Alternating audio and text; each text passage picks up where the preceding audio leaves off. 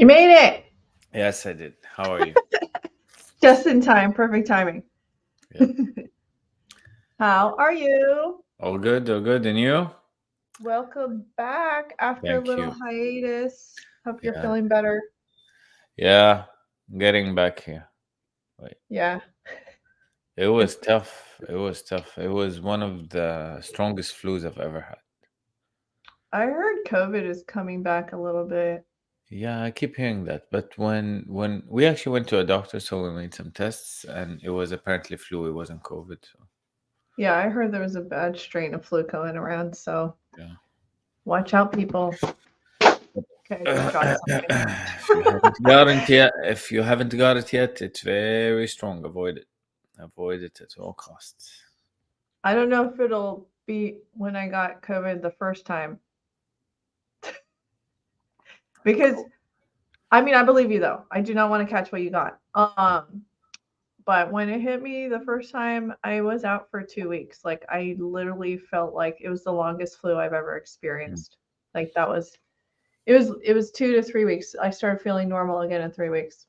Yeah. Like, Yeah. that's yeah. This is almost what was happening. We were out for like 2 weeks, and it was just me and my son that were out. But luckily, none of the other family members got it, or if they got it, they got something much lighter.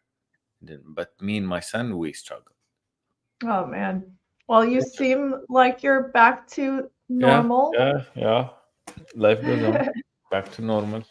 What's up? How are the last 2 weeks?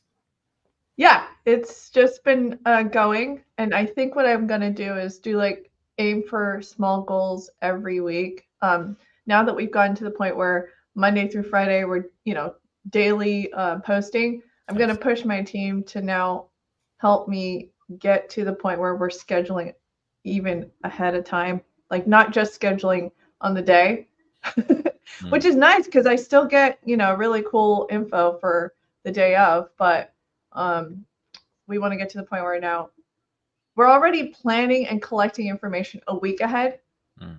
but I want to, get to the point where we're actually scheduling ahead. Yeah, You know what I mean?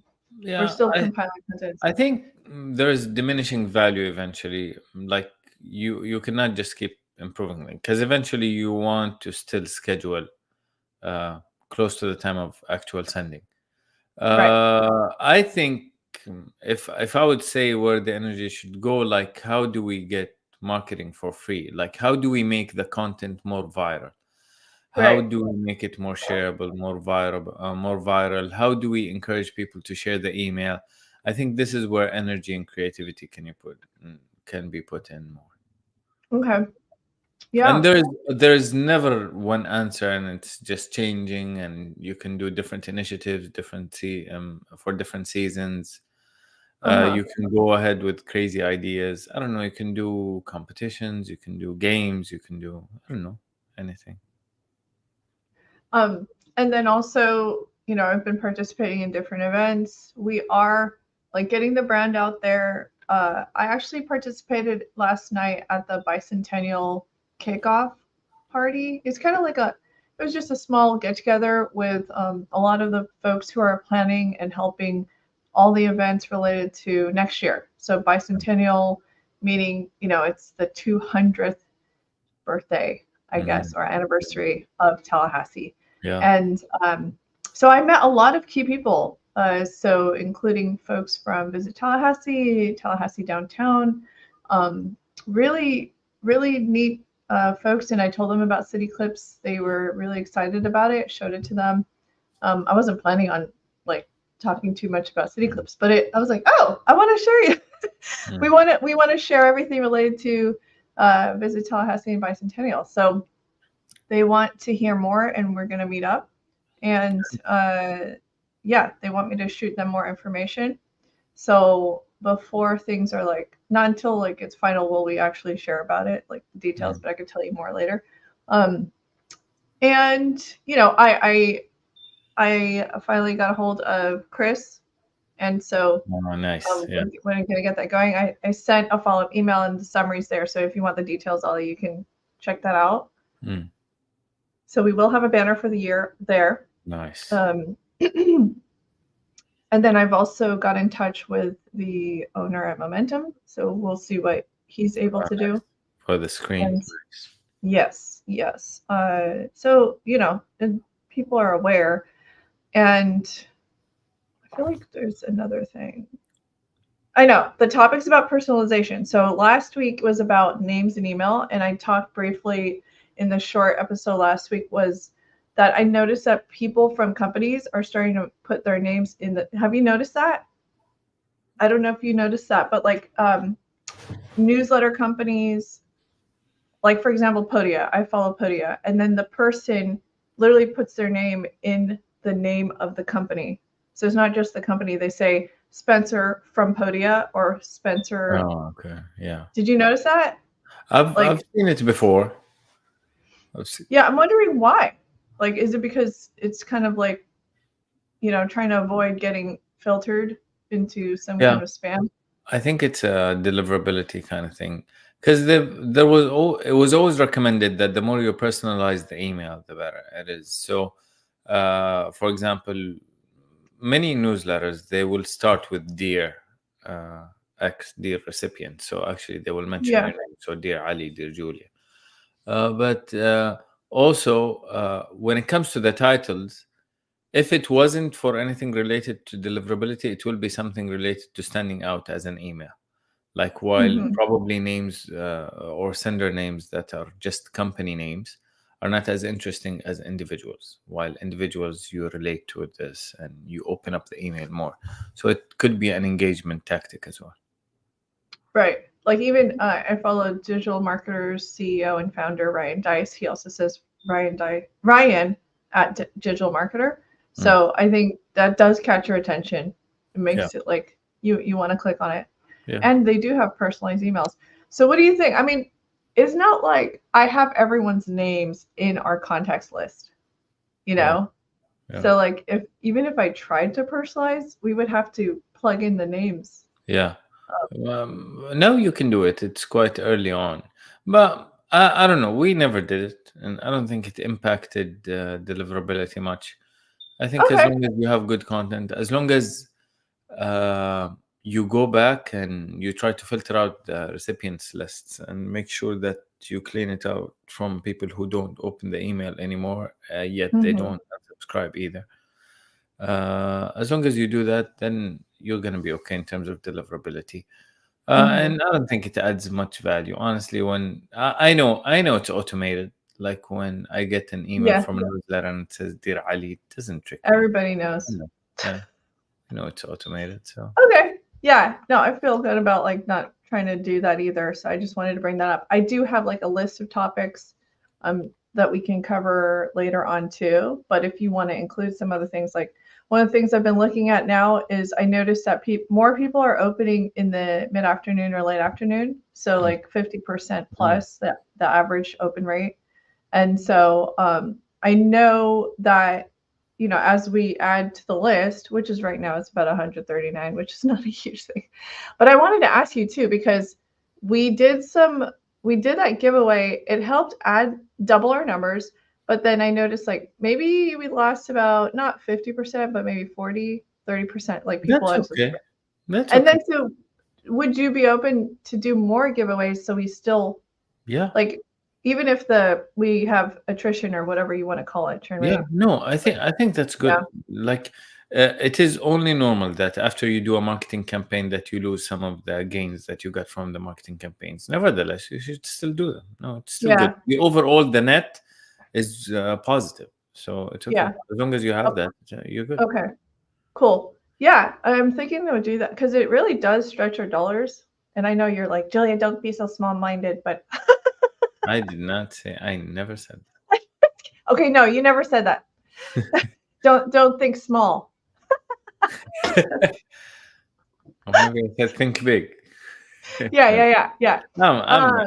Yeah, no, I know. All I'm trying to say is I've noticed that even the bigger newsletters, even when they've grown enough, they still do these tactics every now and then, and I think it's useful, and I think it's energetic, and it adds energy, and it adds interaction between you and the readers. Like it's no longer a one-way communication. Like Hmm. it makes it a two-way communication when you ask them to engage, to share, to participate in a competition. I think that's good.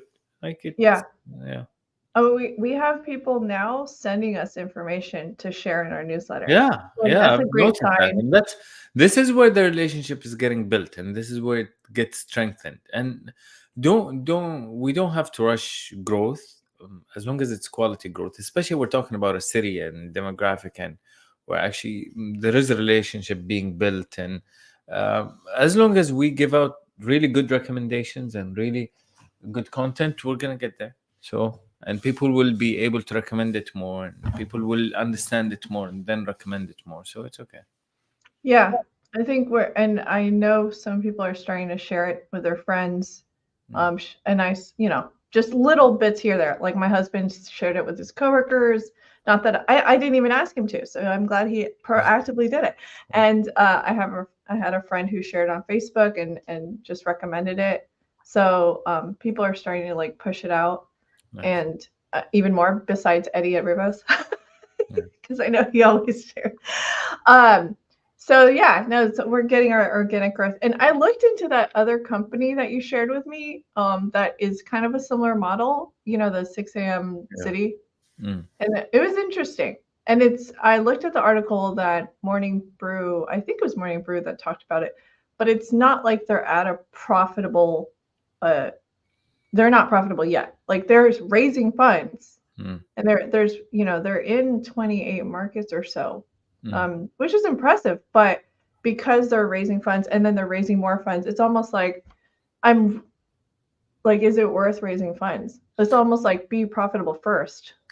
No, it's not. It's no. It's if you want to go with the raising funds mentality, it's about growth. It has nothing to do with you have to be profitable first and then you raise funds. Facebook Uh-huh. raised, like all kinds of startups raised funds before they become profitable. It's about growth. It's about scale and how much you can capture out of the market and being first to market.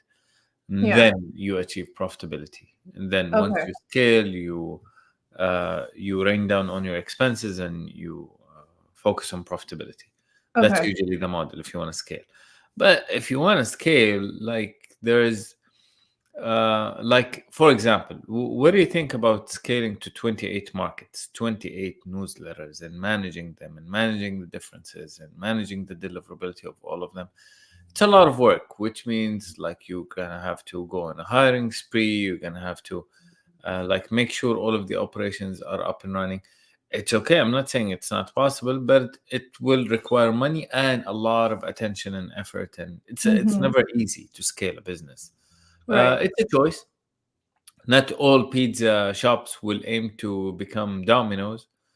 Some of them will remain like uh, the neighborhood's pizza shop, and that's not necessarily a bad thing, not necessarily a wrong thing. It's a lifestyle business versus a corporate. To each, there is pros and cons, especially on terms of effect on lifestyle of the founder. Mhm. So it's really a choice. If you want to go the route of raising funds, then you have to have a plan for what are you going to spend the funds on. Like, Mhm. do you want to scale? Okay, you're going to scale to how many series? The raising the funds will cover your expenses for how long? Mhm. What are you exactly? Who are you going to hire? How are you going to make sure you're being efficient? Mhm. You're hiring. Like once you answer all of these questions, and then you go and raise the funds, and then you execute. And actually, raising the funds is not the most difficult part, but executing and getting to the results and landing from when that fund ends. And what are you going to do next? Are you going to raise another round, or are you going to go to profitability? Is one of the most critical moments, honestly. Mhm. Um, so it's a lot of work. Like Yeah. just thinking about it makes me sweat. Because It's it was because you went we through it? raised funds. We raised funds in Jareed, and we had a very clear goal on. Okay, we want to raise this much money, and this much money will get us to this many subscribers, retained and everything, and quality subscribers, and at this rate of subscribers, we're gonna have this much of revenue. Mhm. So once we actually raised the funds, It was very easy in the beginning. You're just spending money on growth and marketing and whatnot to achieve the milestones that you want to achieve. But Yeah. once you achieve that, the money is no longer there. All of the money you raised for growth, for marketing, is spent. Yeah. And now you really have to meet the revenue targets that you said you were going to do and maintain all of the people that you gained through good content. Mm-hmm. Yeah. And once you're at that, then you're the business is a bit more stable. Yeah. So that switch, that transition towards the end from spending the money that you raised versus spending the money that you're earning, Mm-hmm. oof, gives me the chills to think about it. Well, But, because but I'm it's a also journey. Of course, there's a lot of good things that comes with it. The hype when you raise the funds and the experience of raising the funds and speaking to investors and yeah, it's good experience still. Like, yeah, you know, is that something, I know this is more of a separate question, but like, is that something you feel like any young professional who's considering startup world to still experience? Because like I'm seeing all these bigger companies that went through the whole scaling route, they IPO and then they have to file for bankruptcy. Like recently that yeah, or just, they didn't succeed. yeah, They don't last long. yeah. Um, 2023 was one of the most difficult years for startups. Like a lot of startups that raised a lot of money have closed down shop in right. 2023. So it was a really tough year, and it was a year of realization of what is the difference between raising funds and actually making money in the market. Because they're not the same thing. You can go ahead with an idea that seems good on paper, and and with some relationships you can get some of your network to invest in it. But at the end Hmm. of the day, the market is the market, and you will have to make money, and that's not easy. Yeah. So, to answer your question about whether it's a good experience or not, I don't know. After a lot of experience with between startups and between jobs, I think somewhere in the middle is might be better. Like, Hmm. how about joining a startup that is already running? So, and instead of starting something on your own, because when you start something from your own, you're really building everything from scratch. We're talking about the brand, Yeah. the legalities, the first hires, the Hmm. proof of concept, the business modeling, the financial modeling. It's You're gonna have hard. to do everything on your own. Hmm. While when you join a team that has already started something, I think you will have a bit more of a specialized role. You will still have to do a lot of things, and you will get the well-roundedness and the overall exposure, and potentially you're going to be there when you're raising funds, and you're going to get that experience, but without necessarily having to start it from scratch on your own. Hmm. So I would say somewhere in the middle. Join a startup that has been there for a year or two, that has a good proof of concept, that probably raised their first round, and join them. You will still get as rich of an experience as starting something on your own, but actually with a team, and you will go forward more with a team. Yeah. So don't go for corporate. Don't start something on your own. Find a startup that's 1 to 2 years old. That's great advice. I think also, like from what I hear too, that there's this trend now. People are buying businesses that have been Mm. operational and then they're making it better, that kind of thing. I think there's a lot of opportunity with these baby boomers who are retiring and they want to move on, but their children don't want to take the business, Yeah. so they want to sell. And so if I had some capital, Mm. or if you wanted to convince some friends and family to invest in an old business to make it better, I see that there's a lot of opportunity Yeah. there. No, that's a really So, good idea. And yeah.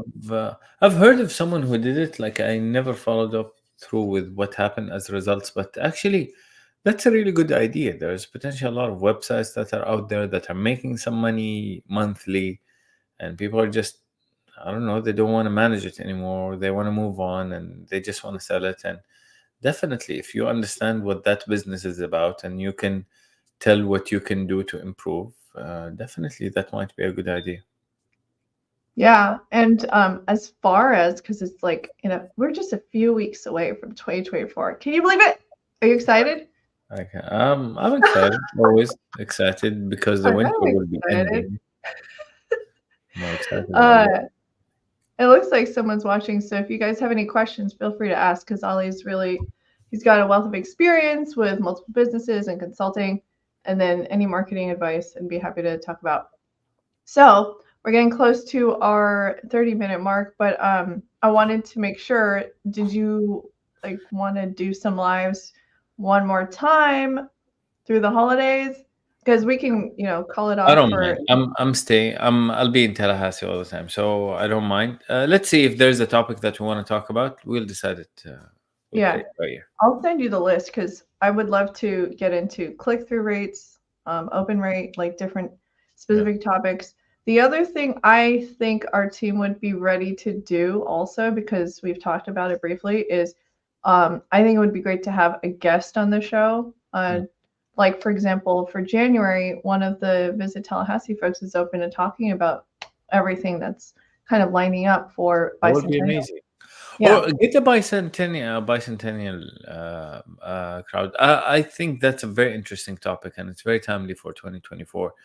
Honestly, it will be interesting. Yes, I want to hear more about it. Like I got excited when you started talking about the meeting and what is the plan for the Yes. event for next year. Oh, absolutely. Um, did you have any other things you wanted to talk about? Nope, Because that's all. everything else, the whole thing is for me, especially for the next month, we're going to get ready for the CrossFit event, Hmm. which is end of January. Yeah, And so I have incentive to get a banner. yeah. You got to print that banner and print a bunch of business cards like that. Just like I have it all in my head. We just need to. Did you just go take a look at the? I would advise you just to go to the gym just to see what the current banners look like, just so you have an idea. Like you Yeah. will Yeah. probably start thinking about the contrast. What is going to be? What is it going to look like? Is it going to have a QR code? Yes, definitely a QR code because we No. want people to sign up like Yeah. ASAP. Yeah, because the current banners that are out there, like there was a lot of issues with them. So if you go, probably you can start to think about what you want our banners to look like and not to look like. Okay. I definitely want I think a solid color because the gym walls white? Like Yes. I need to, Yeah. okay. Yeah. So just to have that contrast, maybe it'll be like a colorful, very similar to what we have in our graphics. Yeah. I Nice like it. colors. And then of course QR code, brand, and kind of a quick summary of what the Yeah. newsletter is. But I'll Uh, show it to you before I print it, obviously. nice. Yeah. Um, oh yeah, I need to reach out to that email that you sent me about like potential writers. Yeah. Yeah, that's I another think it thing. would be nice if we have some local writers. Yes. And we can give out giveaways. I don't know if we're in the process of doing that, or at least stickers or something for the end of January if we want to. Yes. On the day of the actual event, and we can have Yes. like a booth or whatever. Yeah, they have around 80 that registered for the event, at That's least. 80 what participants, Yeah. but the attendees will be many more. Like it gets really packed on that day. Oh, right. Yeah, he said families are invited to watch, Yeah, because apparently. families come and watch, and a lot of you, and there's Okay. judges, and there's volunteers, and there's a food truck or two that usually are out there. Do you remember the name of your contact so I can do the search? I need to copy and paste that. The one you gave me an email to. Oh, here it is. I found it. Okay. Bob Garner. Yes. Okay, cool. Nice. Awesome. Cool. Sounds And good. Okay. Enjoy. And probably we'll see you next week or, uh, yes, I yeah, mean, don't forget. later. Is it in your calendar? Yeah, it is in on my calendar. Okay, cool. Yeah, it's in the calendar. Um, are there, and then, yeah, we'll talk behind the scenes on Yeah. some other follow-up things. Okay. Cool. Awesome. See you guys later.